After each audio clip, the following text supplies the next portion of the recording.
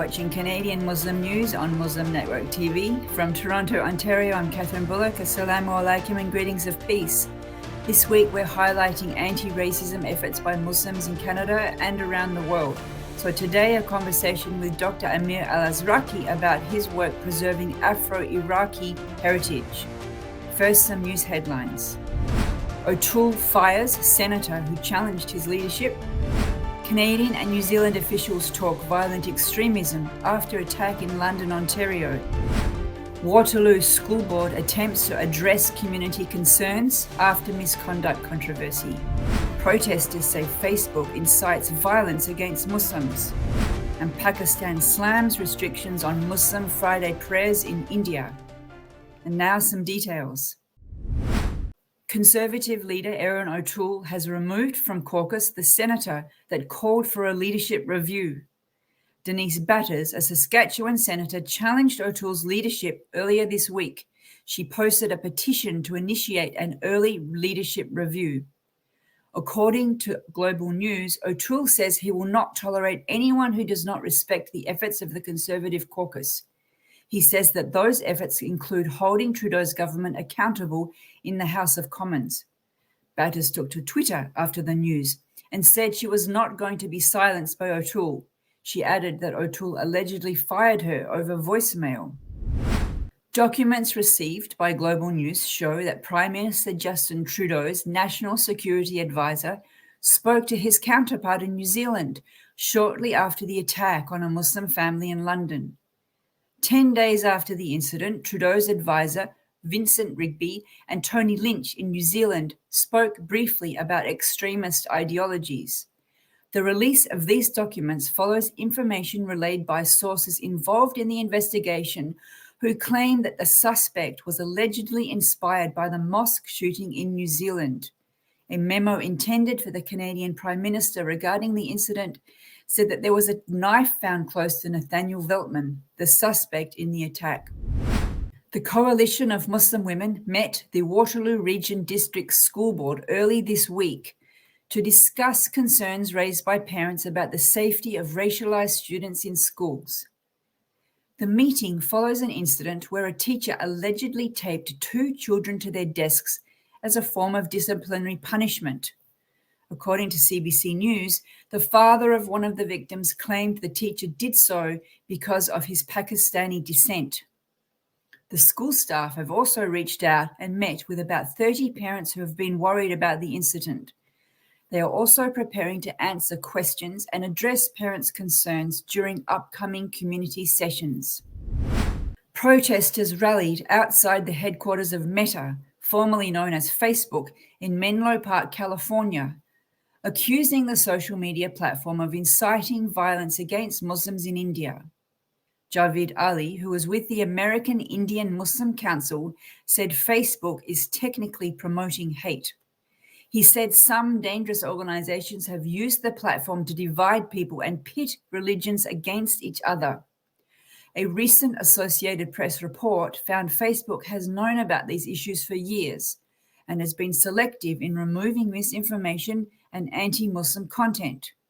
Protesters want the company to remove hateful speech, identify dangerous groups, moderate posts, and invest resources in stopping violence. In a statement today, Pakistan strongly condemned the restrictions imposed on Friday prayers and attacks on Muslim worship places in India. Pakistan's foreign ministry claimed the restrictions were imposed by the ruling Hindu Nationalist Party, Bharatiya Janata Party. Muslims are barred from conducting Friday prayers in government-designated locations. Prayers are also increasingly disrupted by right-wing Hindu groups. Anadolu agency reports that there are at least 27 confirmed incidents of right-wing mobs attacking mosques, houses, and individuals in Muslim areas since their start in October. That's it for the news headlines. And now our interview with Dr. Amir Al-Azraki about his project Preserving Afro-Iraqi Cultural Heritage. Welcome to the show, Dr. Amir. Assalamu alaikum. Wa alaikum salam. Thank you for having me and thank you for the invitation. It's our pleasure. You're doing a very interesting project. It got funded from the SHIRC, which stands for the Social Science, Humanities and Research Council, called Documenting, Preserving and Sharing Afro-Iraqi Cultural Heritage. So please tell us about the project that you got the funding for. I got the funding from SHIRC. It's a shared funding, SHIRC and University of Waterloo.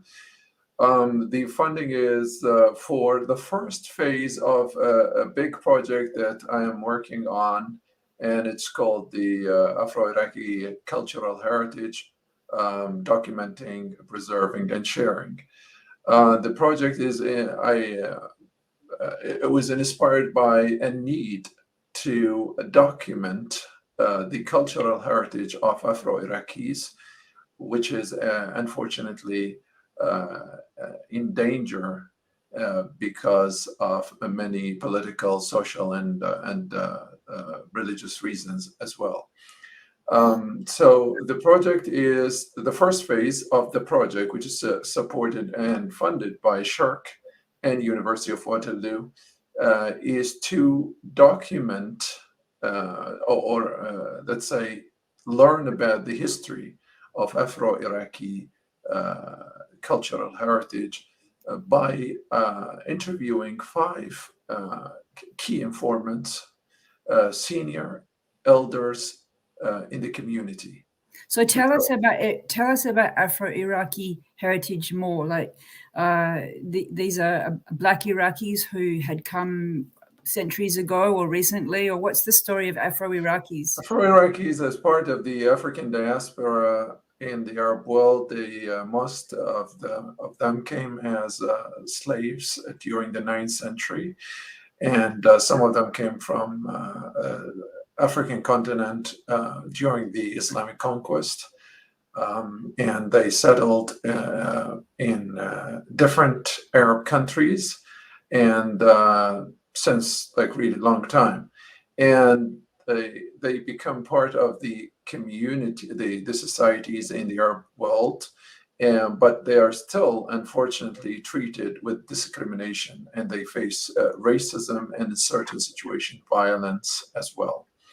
So I know that in the Arab community here in Canada, a Muslim man or woman who wants to marry a Black Muslim, they often get a lot of negative, outright disapproval from the family, or if they go ahead with a marriage, then some shunning.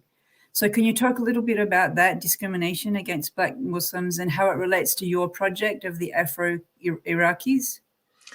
Unfortunately, discrimination against Black people, or let's say Afro-Arabs, can take different forms and examples. For example, most of the Arabs, they called them with a really pejorative word, abd. We call them abid or abd, which means slaves. A lot of discrimination, as I said, they are underrepresented in most of the main institutions in the Arab world. And you gave example of interracial marriage, which is really rarely happen in the Arab world because they look at the Black Arabs as inferior people, as people who are slaves originally, and with a very negative image and a stereotype about Black people in general. So this is going to be a bit of a dumb question, but as a convert, when I was researching Islam, one of the things that I really fell in love with was this, there are hadith and verses about, a white is not inferior to a Black and a non-Arab is not inferior to an Arab. So here's the dumb question part is, how can this be in a country sort of like the birthplace of Islam and the Arabic environs? We know that when Islam came, the Prophet himself tried to eradicate this slavery and enslavement. Islam came to regulate it in a way that it leads to the abolition of slavery. But soon after the death of the Prophet, this pre-Islamic perception and stereotypes about Black people came back and was actually spread and expanded and developed during also the slavery trade. But Islam came to end this kind of slavery of Black people and other people, slavery in general. But unfortunately, it's rooted in our culture even before Islam. In the pre-Islamic era, we call it a Jahiliyyah, and these are due to the underpinnings of this stereotype and negative image of Black people, rooted in three underpinnings. The first one is the story in the Bible and in the old scriptures of Ham and Sham, Ham wa Sam, and the son of Ham was cursed by his father, and people, descendants of Ham, scattered in Africa, and Sham dispersed in the Middle East and other places, and Japheth in the north. Do you have a personal stake in this project? Why would you want to look at Afro-Iraqi cultural heritage? I think their heritage is in danger of extinction.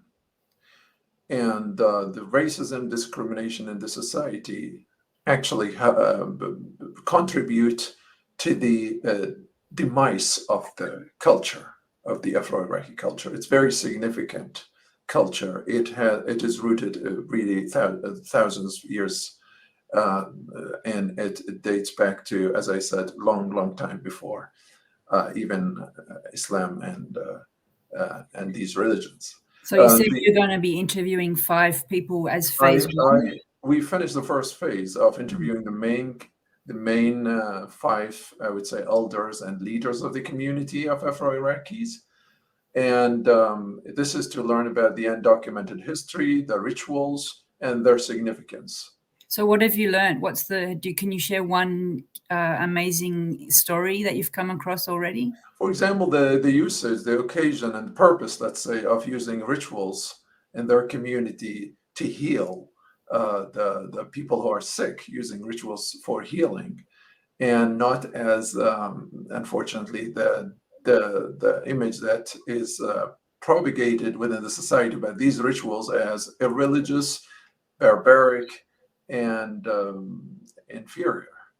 So we also want to, we're going to share the findings with the Iraqis, with the Arab audience and readers as well, so they know why these rituals are important. And we have also other findings as well. So the output is going to be, I'm guessing, of course, it has to be an academic article from Shirk, but are there other public engagement aspects? So far, just the Shirk. I mean, the article is supposed to be written about this topic, but we are, when we do such project, we recruit from the Afro community, the Afro-Iraqi community as well. So they learn about, even the new generation of Afro-Iraqis, they will learn about their history. They will learn about their ancestors and rituals and culture. So that's another thing. And are there any Afro-Iraqis in Canada that you're interviewing, or this is all taking place in Iraq? No, this is all in Iraq. This is all in Iraq. So are you getting I remember after the Arab revolutions, the uprisings, seeing, I won't name the country, but there was a documentary about anti-Black racism in the Arab world. And it talked about the prevalence of blackface amongst TV personalities as an accepted form. And this was at the time when Canada was going through its own scandal with Prime Minister Trudeau's blackface. And there was a self-reflection moment. Has there been that moment in the Arab world as well, or in Iraq? Are you experiencing any negative feedback about this project from the non-Afro-Iraqis? Well, it's a taboo in the Arab society and culture. We don't talk about racism against Black people. It's a taboo, and usually I get responses like, why you are showing why you're contributing to the demonized image of Arabs here. Oh, And it's like airing dirty laundry about your own culture. right. And this puts me in a very critical position, because for me, this is a social justice issue. It's not about demonizing this culture or that culture. Racism and discrimination exist in every culture, I would say. Well, we have to wrap it up, but thanks for coming on the show and telling us about the project and your efforts for social justice. Thank you for having me. That's it from us. You've been watching Canadian Muslim News on Muslim Network TV. Stay tuned for the next episode. Stay safe and God bless.